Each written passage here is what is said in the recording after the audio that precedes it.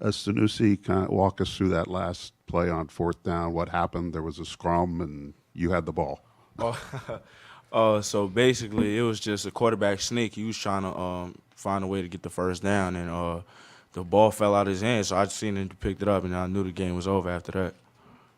Just for the defense to come up with a play at that moment when guys have struggled, Penn State and Syracuse to get that done. Just what can that mean for you guys as you get deeper into the season?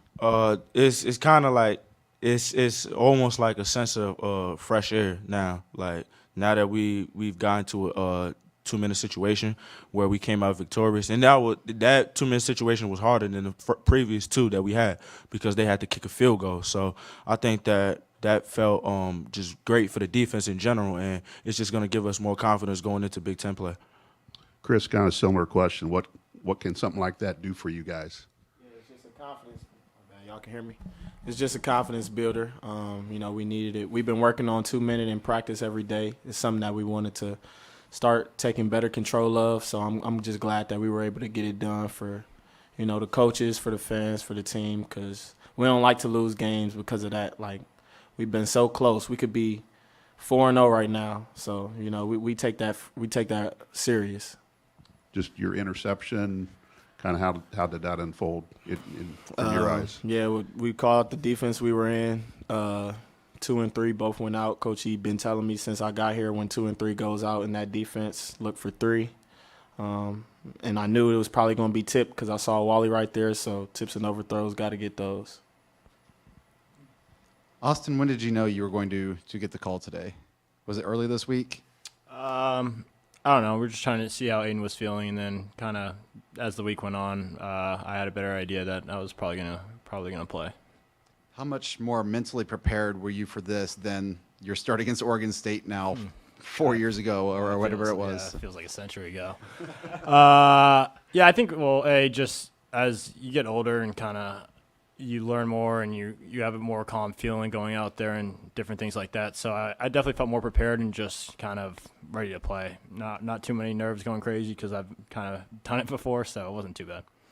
Just to get out there, and I think you started out pretty well hitting some receivers, and it was a lot of short passes. Was that just kind of to try to get in the flow of throwing the ball to some receivers early?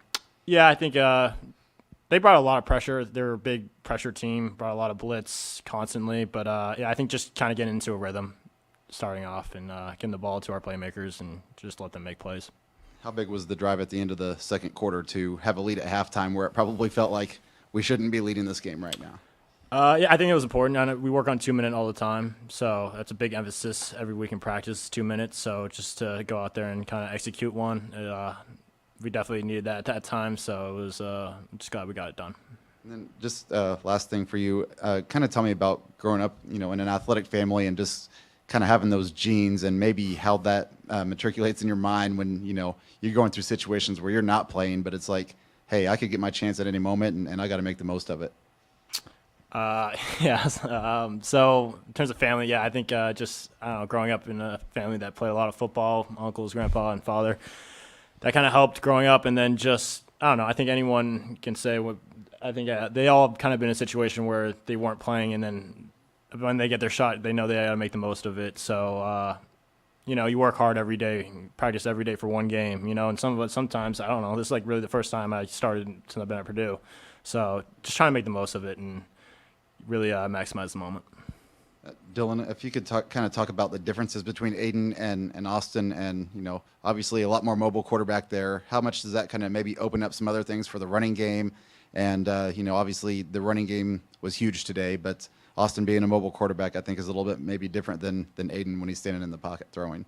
I mean, when you have somebody that can take the ball and run, keeps the defense on their heels, so maybe somebody that would usually crash off the end has to play hesitant because we have the ability to pull it and get extra yards that way with the quarterback.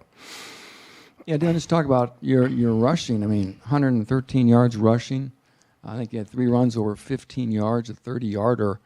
I think it's the first Boiler to rush for over 100 since 2020. Just what was going on for you tonight to make you so successful, you think? That O-line, I wasn't getting touched until like 4 yards down the field. They was getting off, then they was getting pushed, and it was kind of easy to see a hole because it was really big because they was doing their work. And then just talk about, the Devin Mockabee and what he continues to mean to this backfield and the offense in general. I mean, he's a great addition. He does a lot of things that nobody can do in the room. He's very flexible, I like to say. So just to have that asset, it keeps defenses on their toes again.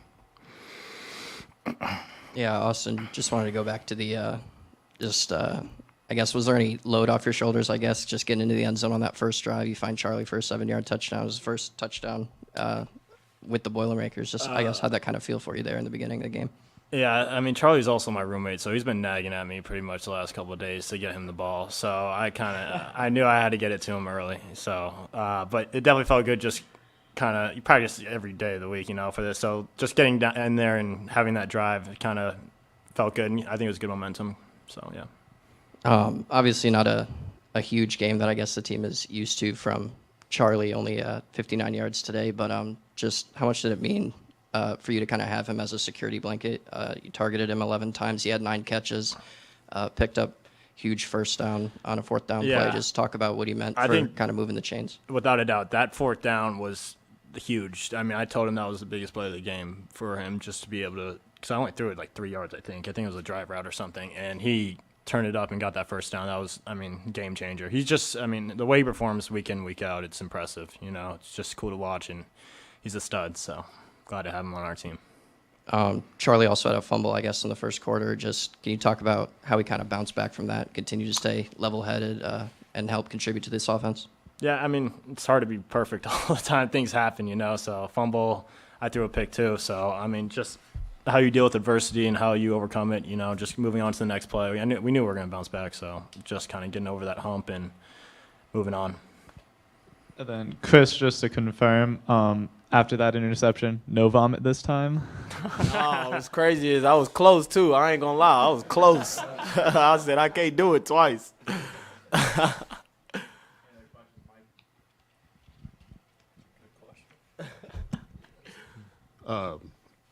For Sanusi, you guys have just found yourself in close games just about every week.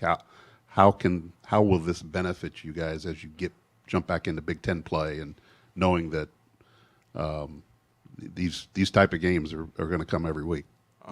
It's almost like war ready, kind of, in a sense. Like the games that we played against Syracuse, the games that we played against Penn State, obviously FAU today, it's just like a preparation because we going to Minnesota next week. We already know how that game is going to be. Like that game has been close for a while, so we just know like this is the type of games that we're getting ready for, and the fact that we came out victorious with this one is just going to boost our confidence even more now. At Austin, throughout the game, I think Aiden was talking to you and Alemo and also and Charlie, just having him there on the sideline. How much did it help maybe guide you through the game tonight? Yeah, it's extremely helpful having him. He's like a brother to me, and just asking what he saw on the sideline, and even when he's playing, I think we kind of both go back and forth and saying what we saw, but just having him kind of be there. He's, obviously a huge leader for the team, even when he's not playing, keeping us up, keeping us ready to go, and just, he's one of the best teammates I've ever had. So just having him on the team and being there on the sideline today was a big help. 11 targets for Charlie. Are you sure you didn't grow up playing football with Charlie like Aiden did?